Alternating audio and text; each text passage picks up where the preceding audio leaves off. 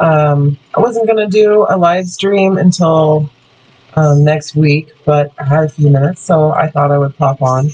A few things I wanted to mention.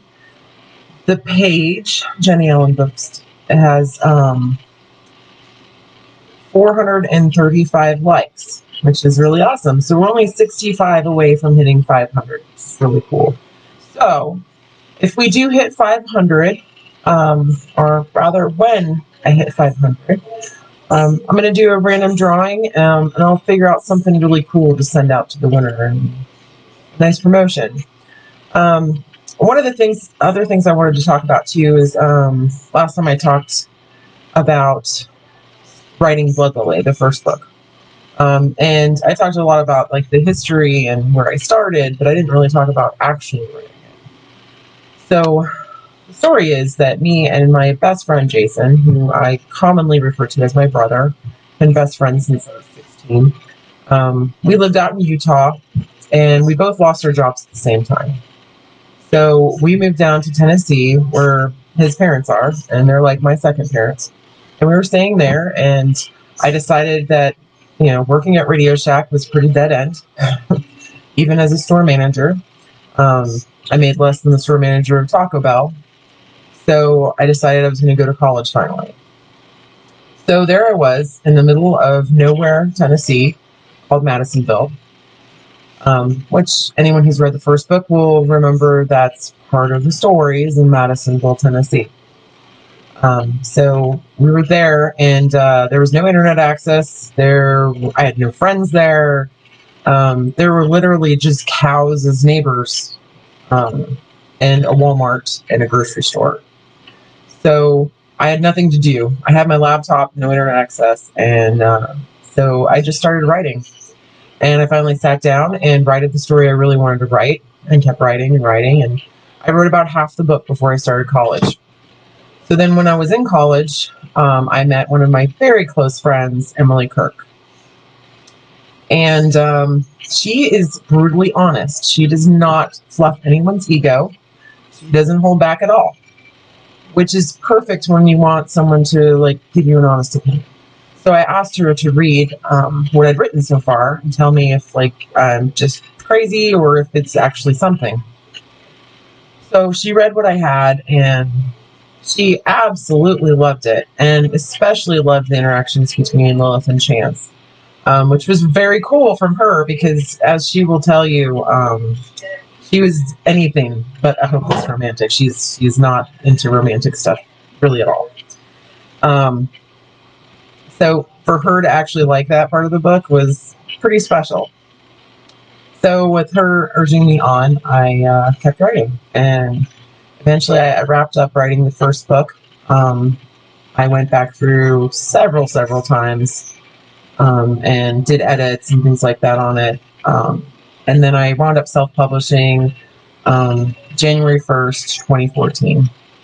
And one of the ways I celebrated publishing my first book, actually a few years later than when I did it, but I got a tattoo on the back of my shoulder that's 2 white lilies with some like ink splatter behind it and blood splatter on the lilies. And then right in the corner is my first published date, 1/1/14. So it's pretty special to me. It did cover up an old tattoo that I had from way back in the day. You know, when kids are bored and they do needle, ink, and thread tattoos and mark each other.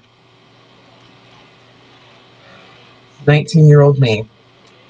So that's covered up now and have a nice little tribute back there. So Miss Emily Kirk was my very first test bunny. And then Robin Sullivan and Amanda Clark also joined her as test bunnies. Robin is fantastic. I love her and I miss her very much. She still lives down in southern Tennessee, Georgia area. She always was very complimentary and loved anything I sent her. Amanda was as well. And then I took on a few other test bunnies eventually. Most of them are mentioned in the opening credit things for the acknowledgments for my first book. So yeah, it was an interesting experience. It's really, I definitely highly recommend having people read your work, especially people that are going to be honest with you, and not just give you praise, because praise without merit means nothing. It's great if someone likes your work, but it's even better if they can give you pointers to make it better. So Emily always keeps me on task. She has been my sounding board, and I bounce ideas off of her a lot to flesh out plots and stuff for the different books. And yeah, she's helped me a considerable amount, especially keeping certain characters like on task. She'll tell me sometimes, she's like, I like this part, but that doesn't really sound like Chance, or it doesn't really sound like Cohen. I don't think he'd be quite like this or quite like that. So she keeps an eye on the tone for me too. Of course, now she's a super, super busy, awesome, amazing nurse, and has a new boyfriend too. Well, not quite new. I guess they've been together for a little while now. So she's not as available as in the past for help, but we do catch up, and we do still talk about the books and stuff. Sometimes I still send her chapters, and especially if I'm really excited about a scene. There's one scene in book 3 that I was like, I got giddy writing it. It was so awesome and fun, and I sent it to her right away. I was like, I know I haven't sent anything from book 3, but you need to read this scene because it's awesome and you're gonna love it. Which she did, because it was awesome.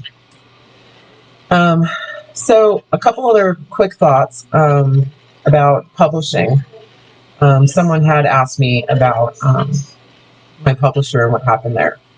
So one of the things to be very careful for, if you're a writer and you're looking for a publisher, speak to the other authors that they publish. Do your research.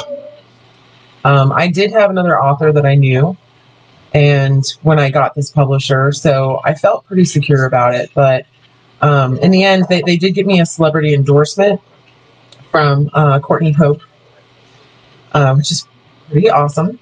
But she'd been with them for about 10 years, and some of the management stuff had changed hands during that time. And in the end, it didn't work out well for me at all.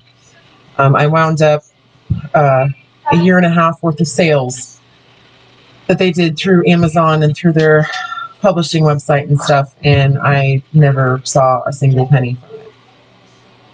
So thankfully, I was lucky enough to get all my rights back, so I don't have to go to court to get my books back. But I did miss out on all of those sales.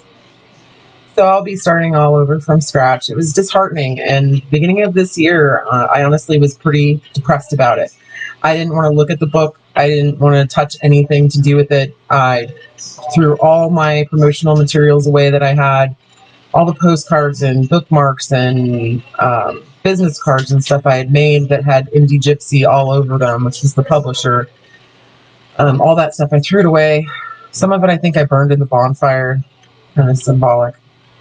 But I was just very depressed about it. And then when I found out that the Books event in Harrisburg was getting pushed back to next year, and that I had time, then I finally snapped out of it. And between that and my very, very dear friend who lives 2 doors down from me, Miss Mandy, her mother read my books, and she came over one day and she was talking about how she just finished book 2 and how she actually liked it more than book 1, and how amazing it was. And it got me fired up, and I got back to work. So good things. So one thing I want to leave you guys with, because I'm going to make this a quick one, I want you guys to think about this question and give me some feedback and let me know what you think. So for book covers, do you like seeing faces on book covers, seeing the actual faces of the characters, or do you prefer to imagine them in your head? So that's my big question I'm going to leave you guys with. I want you to think about it, ruminate, and get back to me. And if you guys come up with any other questions for my next live cast, then hit me up, leave me a message, ask away. All right. You guys enjoy the rest of your weekend, and I will see you next week.